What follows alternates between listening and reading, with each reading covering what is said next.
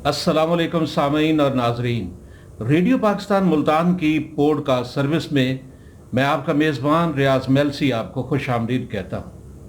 वो शायर ने कहा था, अपने लिए तो सब ही जीते हैं इस जहां में, है ज़िंदगी का मकसद औरों के काम आना।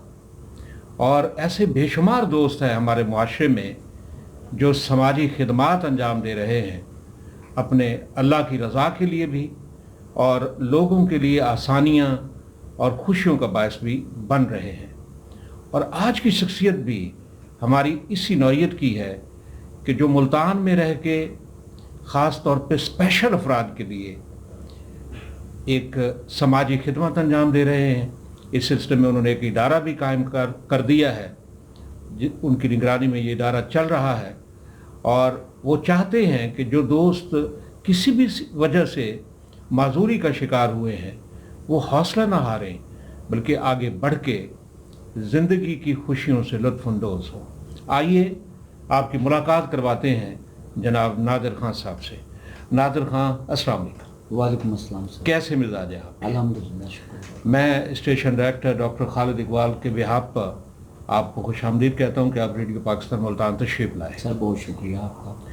सबसे पहले ये बताइए कि ये जज्बा आपके अंदर कैसे उजागर हुआ कि आपने फ़ैसला किया, क्योंकि आप भी स्पेशल अफराद में शामिल हैं ख़ुद भी, तो एक ऐसी हस्ती जो ख़ुद स्पेशल अफराद में शामिल हो, वो फिर दूसरों के बारे में भी सोचे कि वो इस दुख से निकलें, हौसला बांधें और अमली तौर पर मुआशरे में रह के अपने आप को मनवाएं भी और पाकिस्तान की खिदमत भी कर सकें।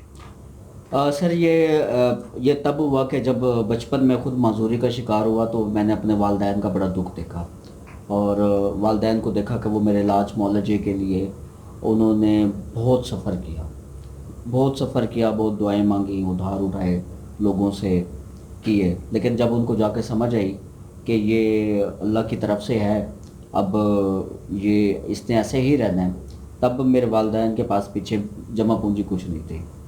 और वालदैन जो और बहन भाई थे हमारे मेरे, वो भी मुतासिर हुए ज़ाहिर है इससे, क्योंकि वसाइल का रुख सारा मेरी तरफ आ गया था मेरे इलाज मुआलजे पे। तो वो वालदैन का फिर दुख देखा। फिर हम जब स्कूल में गए तो वहाँ वालदैन आते थे जो हमसे दुआएं करवाते थे कि आप दुआ करें कि अल्लाह ताला ना हमारे ज़िंदा होते हुए ही हमारे इस बच्चे को या बच्ची को संभाल ले, तो ताकि हमारे मरने के बाद इसकी किसी ने केयर नहीं करनी। इस चीज़ ने हमें ना इकट्ठा कर दिया।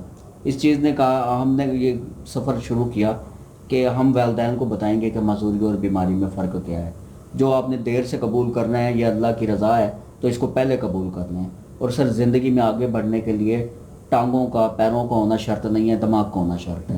बहुत खूब। दिमाग अगर आप में है तो आप ज़िंदगी में आगे बढ़ सकते हैं, विलों पर बैठ कर ही।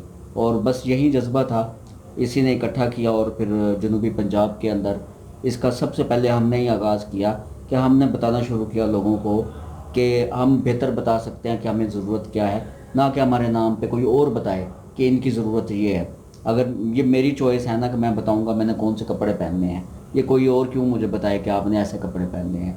तो इस चीज़ को हमने फिर उजागर करना शुरू किया, वालिदैन तलाश करना शुरू किए, ऐसे डिसेबल पर्सनस को तलाश करना शुरू किया जो वो 20-20 साल से कभी बाहर नहीं निकले थे, जिन्होंने कभी सूरज को निकलते हुए नहीं देखा था, जिन्होंने धूप को महसूस नहीं किया था, दरख्त की छाँव को नहीं महसूस किया था, क्योंकि वो जिस चारपाई पे पैदा हुए थे जवान भी उसी पे ही हुए, क्योंकि उनको बाहर लेकर आने वाला कोई नहीं था।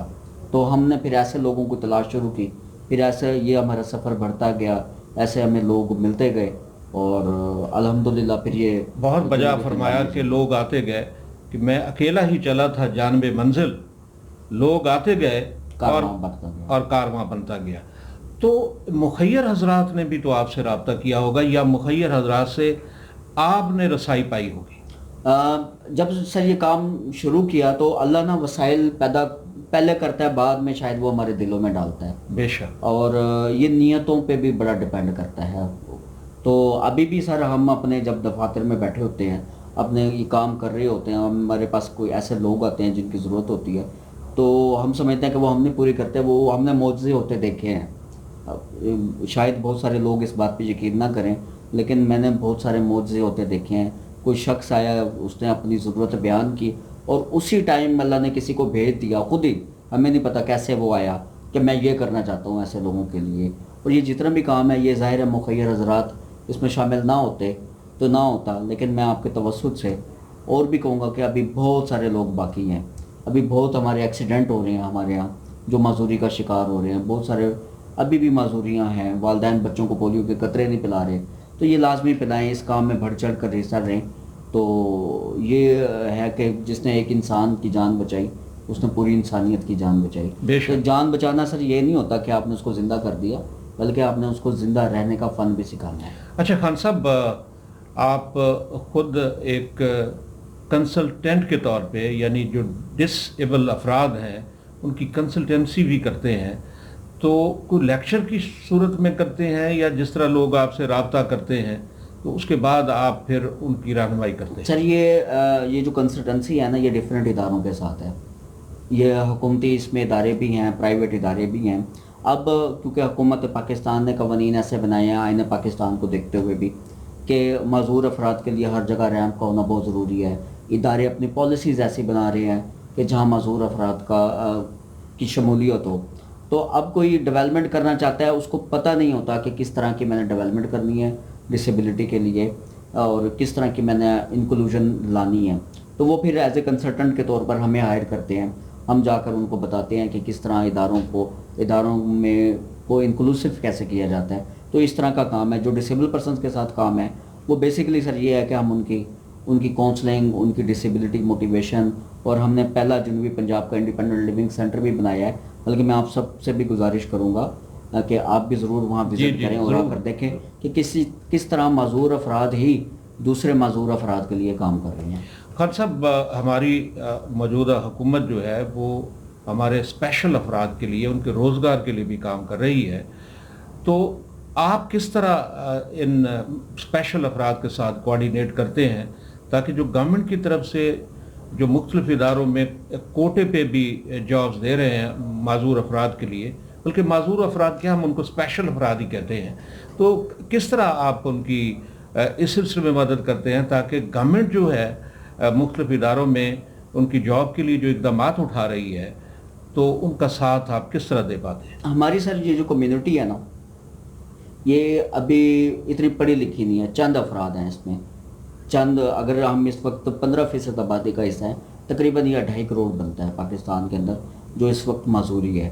لیکن ہماری حکومت، ہم یہ ترجیح دے رہے ہیں کہ ہم لوگوں کو یہ بتائیں کہ حکومت پر ڈپینڈ نہ کریں بلکہ بزنس کریں، کام کی طرف آئیں، اس سے وہ زیادہ ارننگ کما سکتے ہیں. اور اسی پر کوئی ہنر سکھانے کے لیے بھی آپ لوگوں نے بندوبست کی ہے؟ جی ہمارے پینل پہ ہمارے ساتھ انسٹیٹیوٹس ہیں ڈفرینٹ جو معذور افراد کو فری تعلیم دے رہے ہیں.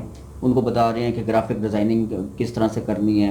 ان کو فری لانسنگ سکھا رہے ہیں تاکہ وہ کنیکٹ ہو کے اپنے گھر میں بیٹھ کے لیپ ٹاپ پہ بیٹھ کے اپنا کام کریں اور ایک ہینڈسم اماؤنٹ کمائیں. اور عزت بھی سر اسی کی ہوتی ہے نا فیملی میں، جو کچھ ارننگ کر کے دے رہا ہوتا ہے، جو کچھ لا کے دے رہا ہوتا ہے. اب ہمارے بہت سارے ڈسیبل پرسنس ہیں، وہ گھر میں منتھلی جا کر دیتے ہیں کہ یہ میں نے کمائی کی ہے. تو ان کی وجہ سے ان کو باتیں سننا پڑتی ہیں جو بالکل ٹھیک ہیں اور کام نہیں کر رہے. یہ بھی سننے میں آیا کہ آپ کا ادارہ جو ہے خاص طور پہ ڈیجیٹل زمانہ ہے، تو ڈیجیٹل ٹریننگ بھی اور ڈیجیٹل ایجوکیشن بھی، آئی ٹی کے شعبے میں بھی آپ لوگ رہنمائی کر رہے ہیں؟ بالکل سر کر رہے ہیں. اس میں امیزون کے ساتھ کنیکٹ کر رہے ہیں ہم. جو بھی آن لائن ارننگ کے جو جتنے بھی ذریعے ہیں یہ ہم سکھا رہے ہیں. ہمارے ساتھ پارٹنرشپ پہ ملتان کے بیسٹ انسٹیٹیوٹس موجود ہیں، مکس انسٹیٹیوٹ کے نام سے ان کا ادارہ ہے. تو وہ یہ فری آف کاسٹ سروس، بلکہ جو لوگ سن بھی رہے ہیں جن کے گھر میں معذور بچے ہیں اور وہ ہنر سیکھنا چاہتے ہیں تو وہ ضرور وہاں رابطہ کریں. اور ان کے لیے ایک اچھا انوائرمنٹ بھی ہے اور فری یہ ٹیکنیکل سکلز ہیں. بہت شکریہ خان صاحب. ہم آپ کے اس جذبے کی قدر کرتے ہیں اور آپ کے لیے دعا گو بھی ہیں کہ اللہ تعالیٰ کی ذات آپ کو اور طاقت دے اور حوصلہ دے. اور خود آپ ایک مثال ہیں ان دوستوں کے لیے جو کسی وجہ سے معذور ہوتے ہیں تو ہمت ہار کے بیٹھ جاتے ہیں، مگر آپ جیسے باہمت، بہادر اور حوصلہ رکھنے والے نوجوان جو ہیں وہ قابل مثال ہیں، قابل تعریف ہیں. آپ ریڈیو پاکستان ملتان کی پوڈ کاسٹ سروس میں تشریف لائے، آپ کا بہت شکریہ. اور سامعین، اسی پر آج کی یہ جو نئی پوڈ کاسٹ سروس ہے مکمل ہوتی ہے. انشاءاللہ نیکسٹ किसी नई पॉडकास्ट के साथ आपकी खिदमत में एक बार फिर हाजिर होंगे। तब तक के लिए अपने मेज़बान रियाज मेलसी को इजाज़त दीजिए। अल्लाह हाफिज़।